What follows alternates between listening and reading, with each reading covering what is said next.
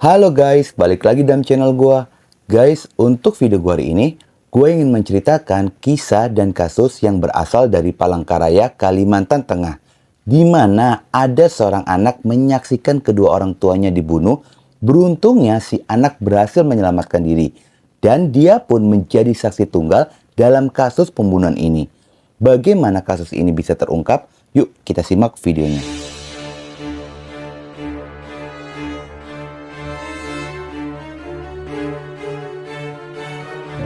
Ketika itu, suasana malam sekitaran sedang turun hujan.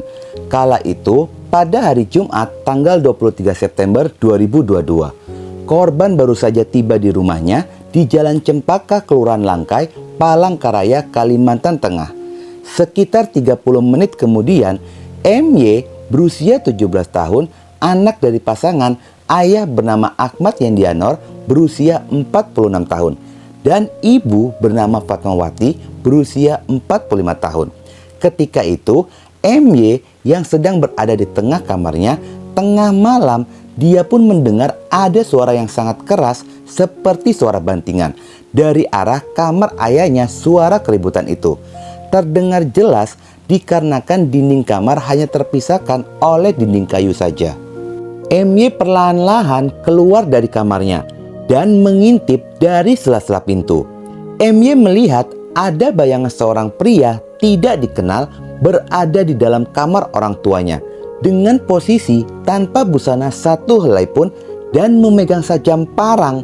Dengan perasaan takut, MY segera menjauh dari kamar ayahnya ke arah pintu belakang rumah.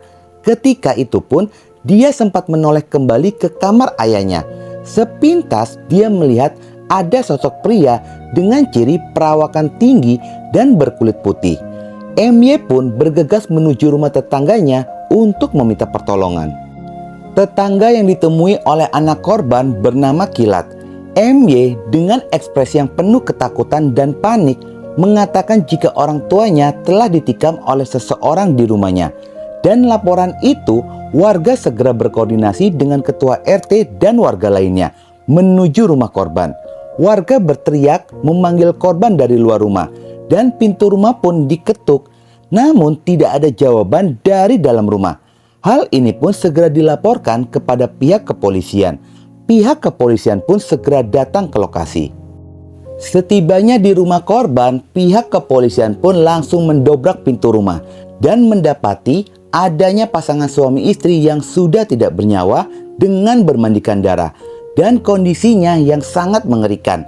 Terlihat adanya banyak bekas sabetan sajam di wajah kedua korban, hingga mata dan mulut korban pun sudah tidak berbentuk lagi, seperti dicincang oleh pelaku, dan perut korban terurai isi perutnya. Polisi segera melakukan evakuasi kepada kedua korban dan membawanya ke RSUD Doris Silvanus Palangkaraya, dibantu tim emergensi untuk melakukan pemeriksaan lebih lanjut. Hasil pemeriksaan forensik mengungkapkan bahwa total 13 luka yang diderita oleh korban pria, rata-rata berada di bagian wajah, leher, dan badan korban. Sedangkan istrinya terdapat 11 luka, sama juga di bagian wajah, leher, perut, dan punggung korban. Pembunuhan ini pun bisa dikatakan sangatlah mengerikan, lantaran melihat luka pada tubuh korban terlihat seperti dicincang oleh pelaku. Anak korban menangis histeris ketika melihat pihak rumah sakit membawa dan menyerahkan tubuh kedua orang tuanya untuk disemayamkan. Pihak kepolisian pun segera menggali informasi dari beberapa orang saksi, termasuk tetangga korban. Namun tetangga korban banyak yang tidak mengetahui, bahkan tidak mendengar suara gaduh saat kejadian itu terjadi. Mereka pun baru mengetahui setelah mendapatkan laporan dari anak korban. Pada sisi lainnya, anak korban mengalami trauma berat lantaran dia merupakan saksi utama pada kasus ini dan menyaksikan bagaimana pelaku menghabisi nyawa kedua orang tuanya, hingga anak korban pun harus didampingi psikologi. Selain itu, keterangan dari anaknya pun hanya melihat pelaku dengan ciri tubuh tinggi, berkulit putih, tanpa busana dengan memegang sajam. Kasus ini Menjadi perhatian Wali Kota Palangkaraya Bapak Fairit Naparin, Bapak Wali Kota mengambil langkah cepat dengan menginstruksikan jajarannya untuk memberikan perhatian kepada keluarga korban, terlebih anak korban yang mengalami trauma berat. Diketahui anak korban bersekolah di SMA negeri yang terkenal di Palangkaraya dengan memberikan jaminan hidup dan biaya sekolahnya. Sementara pihak kepolisian segera melakukan pengecekan komunikasi terakhir korban dengan sejumlah orang dan juga CCTV yang berada di sekitaran rumah korban. Pada tanggal 27 September 2022, pihak kepolisian sudah memeriksa 10 orang. Dari hasil penyelidikan sementara, polisi menduga jika pelakunya lebih dari 1 orang lantaran melihat jumlah korban dan 23 kali total jumlah luka pada kedua korban. Dari hasil pemeriksaan polisi pun mencurigai adanya 2 orang yang diduga kuat menjadi pelaku kejahatan. Tetapi polisi pun masih terus mendalami kasus pembunuhan ini. Hingga pada tanggal 29 September 2022, total saksi yang sudah diperiksa menjadi 15 orang. Tetapi pihak kepolisian pun belum bisa menyimpulkan siapa pelaku pembunuhan ini. Pembunuhan pasangan suami istri Ahmad Yendianor dan Fatmawati tidak disangka oleh tetangga maupun kerabat korban karena sosoknya dikenal baik dan suka menolong. Seperti kesaksian tetangga samping rumahnya yang bernama Rudi.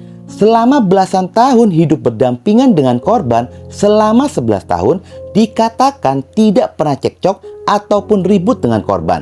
Korban diketahui merupakan pengelola persewaan barak, sehingga jika Rudi ada telat membayar sewa barak, korban sering memakluminya. Sebelumnya, korban bekerja menjadi supir lantaran terkena stroke, sehingga korban lebih sering di rumah dan dirawat oleh sang istri. Meskipun di dalam penyelidikan polisi sudah menyimpulkan dan mengkerucutkan kepada pelaku kejahatan. Namun polisi tidak mau gegabah dalam mengambil tindakan lantaran belum cukup bukti untuk melakukan penangkapan dan terus didalami oleh pihak kepolisian. Polisi terus mencari fakta baru dengan melakukan olah TKP kembali di rumah korban. Semak-semak sekitaran rumah korban tidak luput disisir oleh pihak kepolisian dan berharap menemukan sajam atau petunjuk lainnya. Sementara polisi pun memastikan jika motif pada kasus ini bukanlah perampokan. Penyelidikan pihak kepolisian pun berjalan maraton. Meskipun polisi mengalami kesulitan dari petunjuk, kinerja polisi pun terus berjalan dan berbuah hasil. Setelah mendapatkan bukti yang kuat, pihak kepolisian pun langsung melakukan penangkapan kepada seorang pria bernama Fajri alias Utu Jenit.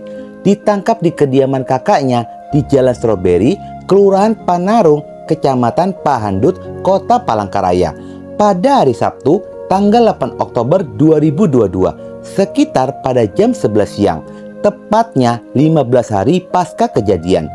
Bahkan pelaku pembunuhan ini adalah teman akrab dari salah satu korban yang meninggal dunia.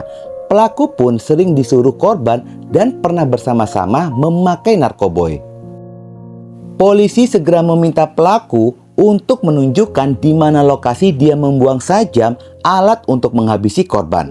Pelaku pun menunjukkan di mana dia membuangnya, yakni di saluran drainase di Jalan Nyai Undang dan Jalan Damang Batu, Palangkaraya. Polisi segera mengerahkan tim untuk melakukan pencarian. Tim pencarian pun sempat kesulitan untuk mencari sajam yang dibuang oleh pelaku lantaran saluran drainase terbilang cukup dalam. Setelah terus mencari, akhirnya pihak kepolisian pun berhasil menemukan sajam tersebut. Setelah polisi berhasil menemukan sajam untuk menghabisi korban, polisi pun langsung mendalami motif pelaku melakukan pembunuhan itu. Dikarenakan melihat cara pelaku menghabisi korban bisa dikatakan sangatlah mengerikan. Polisi mendalaminya dengan melakukan interogasi lebih dalam. Ternyata motifnya adalah dendam dan sakit hati. Pelaku mengaku ada 3 motif dia melakukan pembunuhan.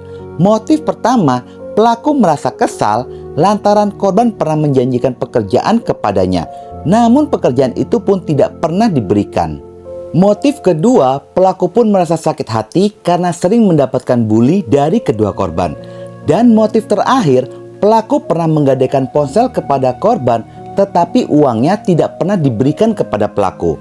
Karena adanya rentetan kekesalan di dalam hati pelaku, dia pun mulai merencanakan pembunuhan. Dan rencana pembunuhan ini dilakukan mulai dari rumah pelaku di Jalan Strawberry, dengan terlebih dahulu pelaku meminum miras oplosan dan kemudian pelaku pun menggunakan kendaraan menuju rumah korban. Sesampainya pelaku di rumah korban, pelaku pun masuk lewat pintu belakang dan langsung melepaskan pakaiannya, meletakkannya di atas mesin cuci dengan maksud agar tidak terkena noda darah saat menghabisi nyawa korban. Pada saat itulah pelaku perlahan-lahan masuk ke dalam kamar dan korban pertama adalah Ahmad. Dia pun melayangkannya yang membuat korban pun tidak bernyawa. Setelahnya baru istrinya. Dan ketika sedang membabi buta itulah terdengar suara gaduh oleh anak korban. Ketika anak korban meminta tolong kepada warga lain, pelaku segera pergi dari rumah korban. Kasus ini masih berjalan di ranah pihak kepolisian. Dan pelaku dijerat dengan pasal 340 pembunuhan berencana dengan ancaman hukuman mati. Guys, cara pelaku memperlakukan korban sungguh sangat mengerikan. Seperti sudah hilang hati nuraninya sebagai manusia. Semoga hakim melakukan vonis dengan vonis mati. Dan kedua korban semoga diampuni segala dosanya dan diberikan surga kelak di akhirat nanti. Oke guys, sekian dulu video gua hari ini. Dan jangan lupa ikuti terus video gua, oke?